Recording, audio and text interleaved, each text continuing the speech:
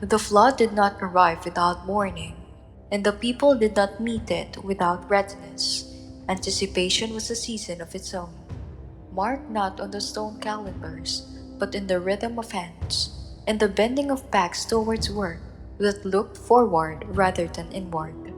From the moment the last of the spring planting was done, the village began to look forward from the high water months, not with dread, but with a kind of quiet focus, like preparing for a long awaited guest. It began with the channels. These were the veins and capillaries of the land, leading the river's lifeblood to places it could be most useful. Men and older boys waded in the dry beds with simple tools, broad-bladed hoes, baskets for scooping out debris, clearing away the silt that last year's flood had left behind. Their feet found the compacted mud at the bottom by feel alone, pressing and lifting, loosening clumps where the root had begun to grow. Each swing of a hoe made a dumb, thudding sound. Each lifted basket spilled dry earth and old weeds into the banks, where it would later be taken away or reused. The women's work in these weeks was no less vital. They moved along the smaller side channels, repairing the low walls of packed clay that guided the water into household gardens. A crack in the wall, left alone, could widen under the first push of the flood and send precious water spilling into places it was not meant to go. So they smoothed the clay with their palms, dipping into nearby jars to wet it just enough for shaping. Sometimes children followed them, carrying the extra clay in small baskets, their bare feet leaving prints that would be washed away in a month's time. Above all, there was the work of securing what could not be replaced. Storage jars were checked for cracks. Their lids were tested for a tight fit. Tools were cleaned and oiled, then hung from high rafters where the water could not reach them. Even household objects, woven baskets, mats, stools, were given a place above the level where the elders judged the flood would rise. They measured this not with rope or rule, but with memory. Here, one would say, pointing to faint line on the wall, this is where the water touched the year your father was born. Livestock had to be thought of too, though they seemed unaware of the months ahead. Goats were tethered near the high paddock, so they would become used to the ground where they would later spend the flood months. Cattle were led there and back on quiet afternoons, learning the path so that when the time came, they would follow it without fuss.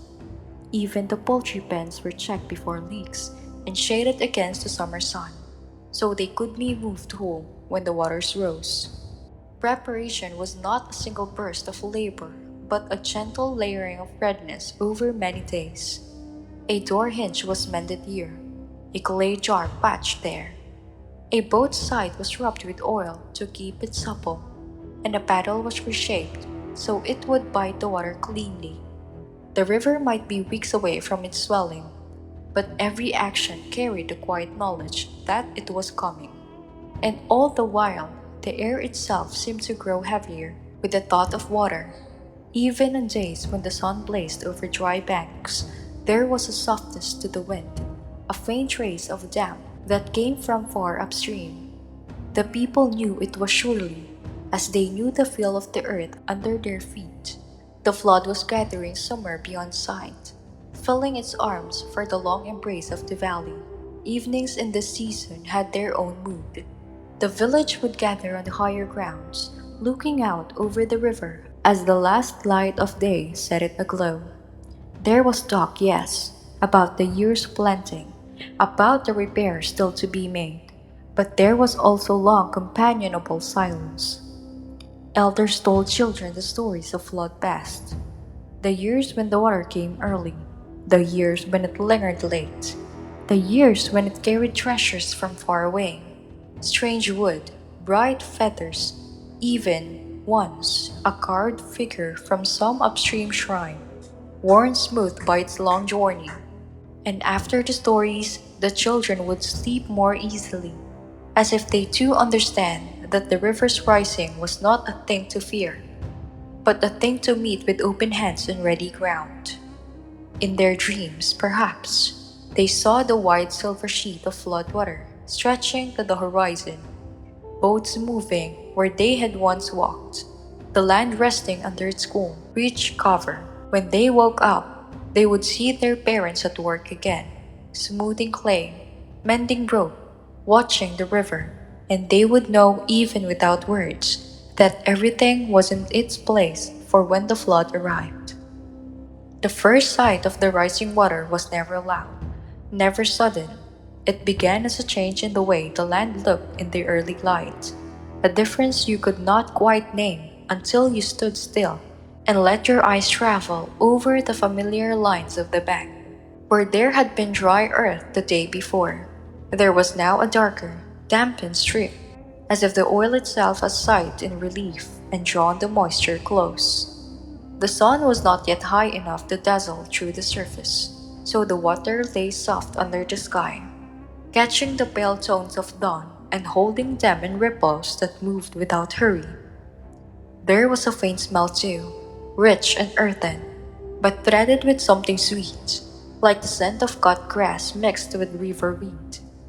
If you knelt at the edge and touched the surface, it felt cooler than the air around it, as though it had brought a long memory of rain from far off places. And when you drew your hand back, the skin shone with a thin glaze of silt, so fine it clung like dust yet washed away at the first pass of your fingers. The river had arrived, but it had not yet shown its full intention. This was only the first breath of what was coming. By the second day, the change was undeniable. The water had taken more of the bank, curling into low places where the plants bent under its touch. You could hear it more clearly now.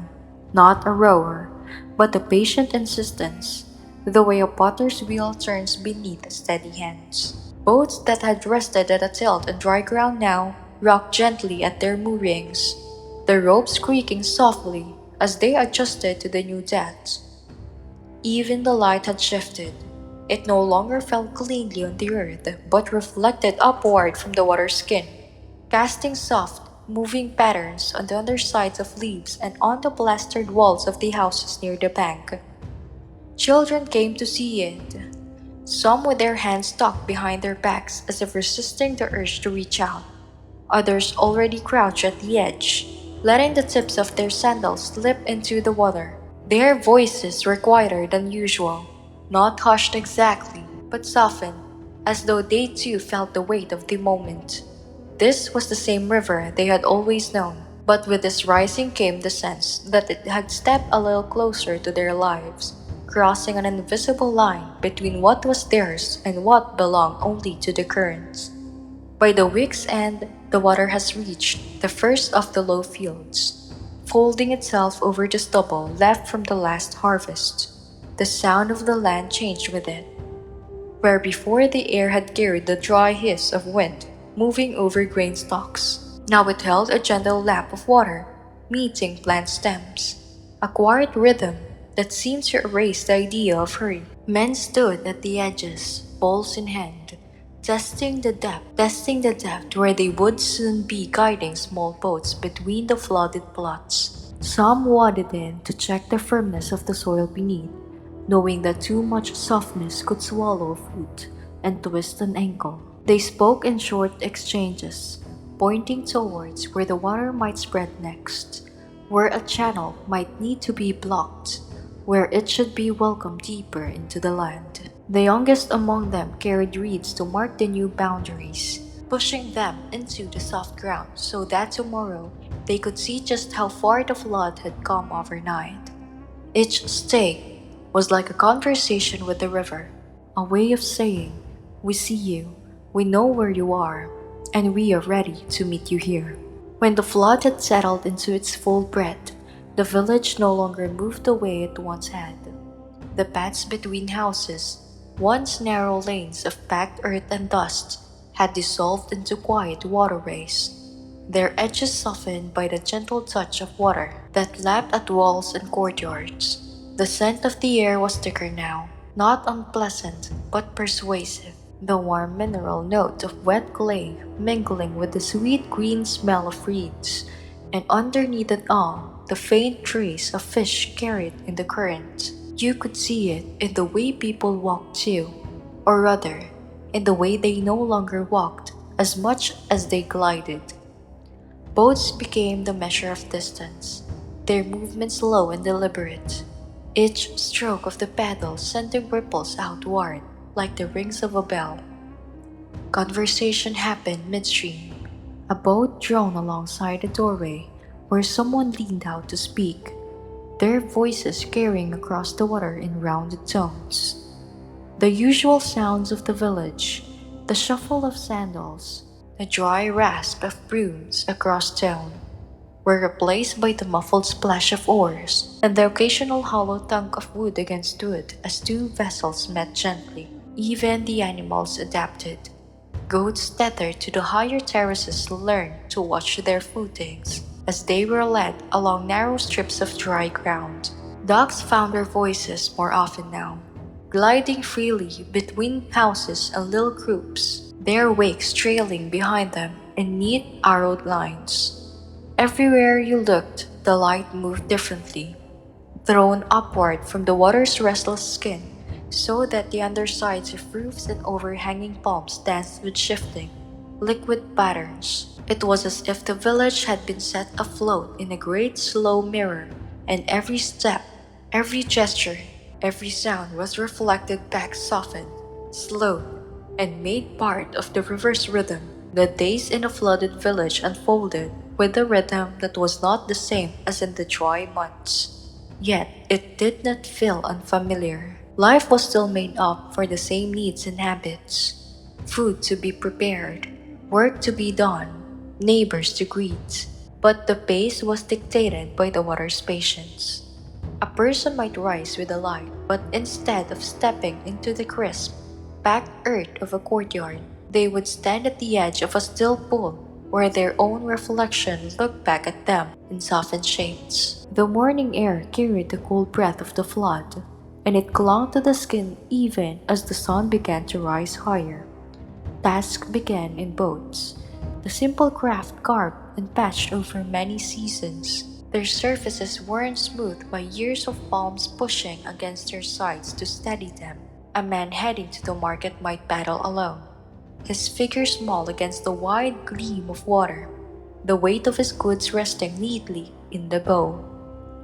Women would sometimes travel together, each boat holding a basket of herbs, a string of fish, or a jar of milk, calling out greetings as they passed, the words stretching into a quiet morning air and returning as soft echoes. Children, too young to work but old enough to join the current, learned to keep their balances in the unsteady boats, crouching low and gripping the edges, while older hands pushed them gently towards their errands. The air smelled of wood and warmed by the sun, of the faint stench of wet rope, and of the silt that lay suspended just beneath the surface, waiting to settle back into the fields when the river pulled away again. As the day grew, so too did the life on the water. By midday, the village central spaces, once a square of hard-packed earth between the largest homes, had transformed into a meeting place for boats. Small skiffs bumped gently against one another as people exchanged not just goods but news,